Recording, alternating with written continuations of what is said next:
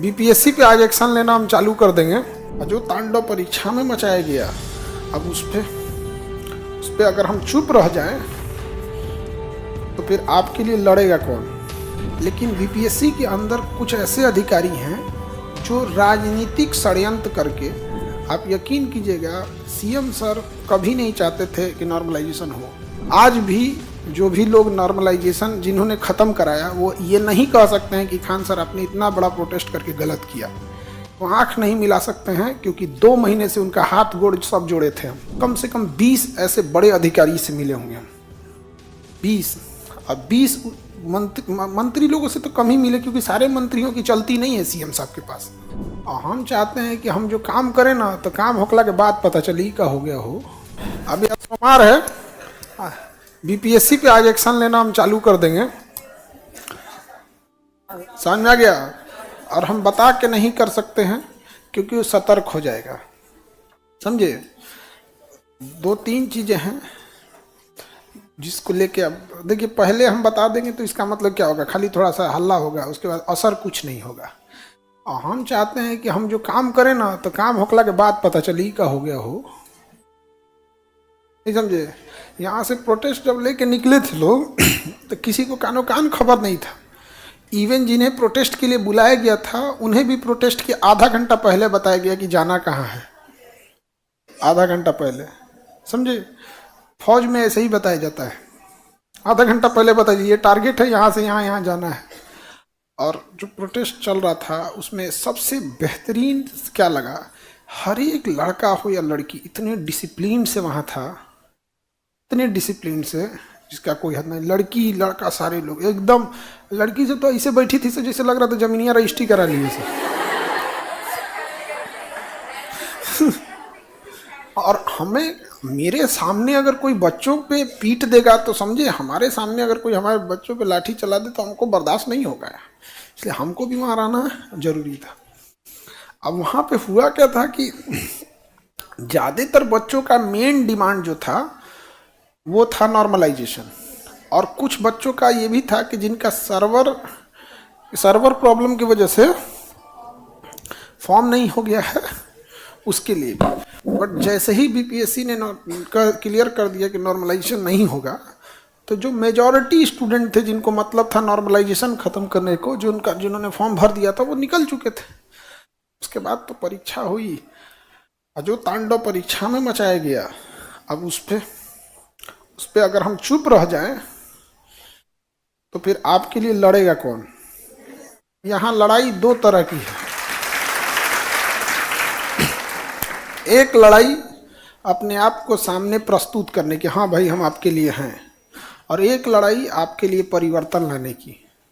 तो हम अभी नहीं बता सकते कि आज हम क्या करेंगे, ये कल सबको पता चल जाएगा क्या किया आज।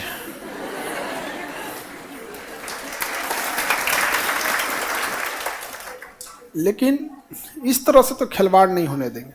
लेकिन बीपीएससी के अंदर कुछ ऐसे अधिकारी हैं जो राजनीतिक षड्यंत्र करके, और मतलब युवाओं को सरकार के विरुद्ध कर रहे हैं। आपकी लड़ाई बीपीएससी से है, वो तांडव मचाया है। आप यकीन कीजिएगा सीएम सर कभी नहीं चाहते थे कि नॉर्मलाइजेशन हो। लेकिन अब वो लोग का एक प्रोसेस होता है, जब सलाहकारों से पूछें तो बीपीएससी आके आधा घंटा लेक्चर दे दिया, बिल्कुल सही है, ये है वो है ऐसे ऐसे। वहाँ पे क्या है, क्या 10 तरह का आदमी है, आईएएस रैंक के अधिकारी होते हैं लोग, जब बोलते हैं तो इंसान ऐसे बायस्ड होता है। तो थोड़ा सा इसलिए होता ना कि आईएएस बोल रहा है तो सही है बोल रहा है। आईएएस लोग देश के लिए कौन सा बड़ा काम कर दिए ना। एटम बम किसी आईएएस ने नहीं बनाया, हरित क्रांति किसी आईएएस ने नहीं लाया, श्वेत क्रांति किसी आईएएस ने नहीं लाया। क्या लाया, बड़े घोटाले में मंत्रियों का सहयोग किया। तो ऐसा नहीं है कि वो लोग बोल रहे हैं, तो हमारा तो तू मैं भी हो गया था। एक आदमी हमसे बोल रहे थे, बहुत सीनियर लेवल के थे, बड़े अधिकारी थे यहाँ पर। तो जब नॉर्मलाइजेशन की बात होने लगी तो कहे कि थोड़ा सा चढ़ के बोले कि आप हमसे ज़्यादा जान रहे हैं, हमको आपसे सीनियर हैं। हम कहे आप बूढ़े हैं, सीनियर नहीं।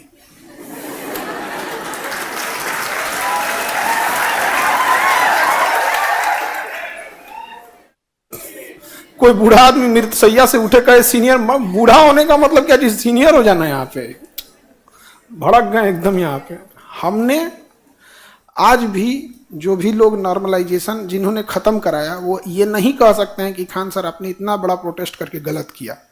वो आंख नहीं मिला सकते हैं, क्योंकि 2 महीने से उनका हाथ गोड़ सब जोड़े थे हम। किस बड़े अधिकारी से हम नहीं मिले थे, किस बड़े लेवल के मिनिस्टर से नहीं मिले थे। जब मिलते थे तो खबरें आती थी कि राजनीति में जा रहे हैं। हमको कितना तकलीफ होता था कि हम बच्चों के लिए लड़ाई लड़ रहे हैं। कम से कम 20 ऐसे बड़े अधिकारी से मिले होंगे हम, 20।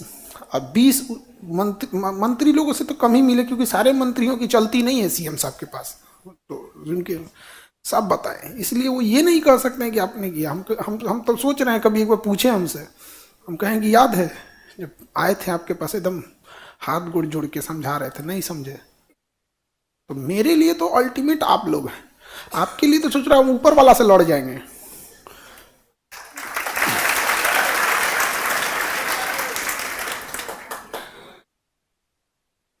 कुछ लोग आपको भी बोल रहे हैं, ये वही लोग हैं जिनको बस एक ही शिकायत है हमसे किसी शिक्षक की कोई शिकायत नहीं, बस एक शिकायत है, आप फीस भी लाखों रुपए ले लीजिए, लाख रुपए आप भी फीस लीजिए, हम सबसे अच्छे हो जाएंगे उनके लिए। बस यही उनके आंख में खटकता है, समझा गया। और एक और चीज है जो हम बोलते हैं तो बाकी लोग कतराने लगते हैं।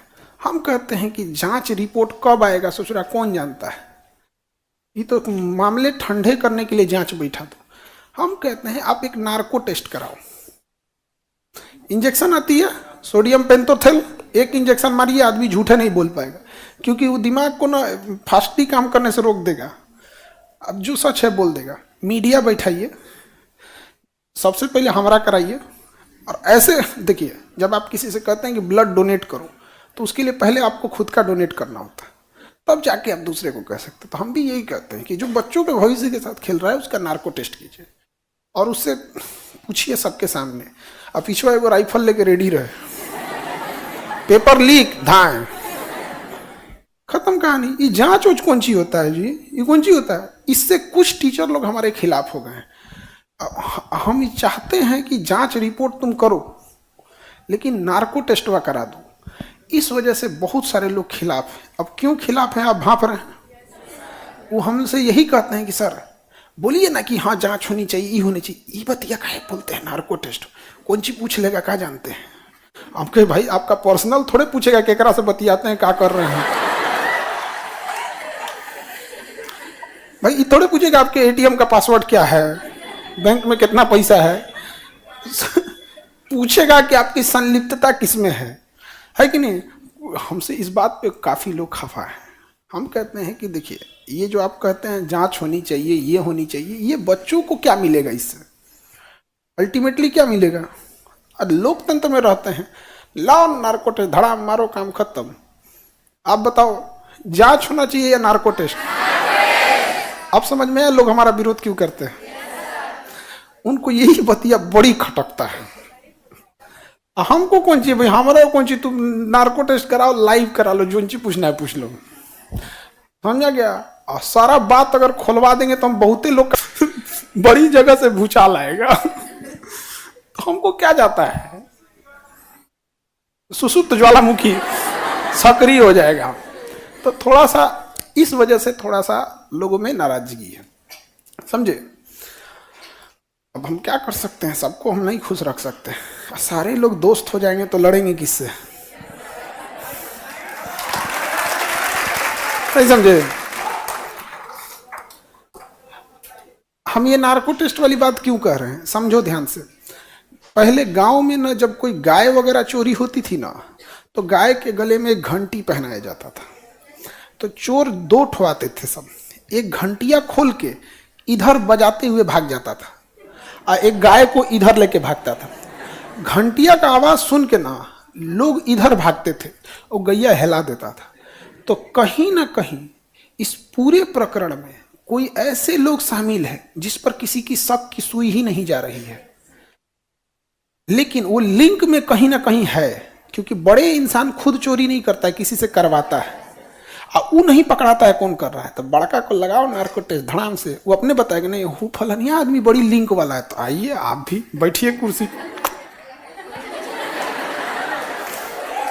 Link by link, link by link, गांव गांव तक पहुंच जाए यहाँ पर।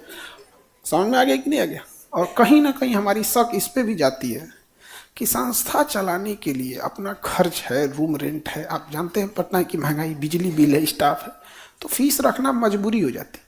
लेकिन ये लाख लाख रुपए फीस जाता कहाँ है? आप समझो, पेपर लीक कोई 5,000 6,000 की चीज नहीं है, वो लाखों की होगी। आखिर ये फीस इतना लिया क्यों जाता है? कहीं ना कहीं है। और इस पे एक और लड़ाई रहेगी कि 5 रुपए की पार्ले जी बिस्किट पे रेट फिक्स है, और कोचिंग वालों को छुट्टा फीस, जितना लाख लो 2 लाख लो, इसका भी फिक्स कीजिए।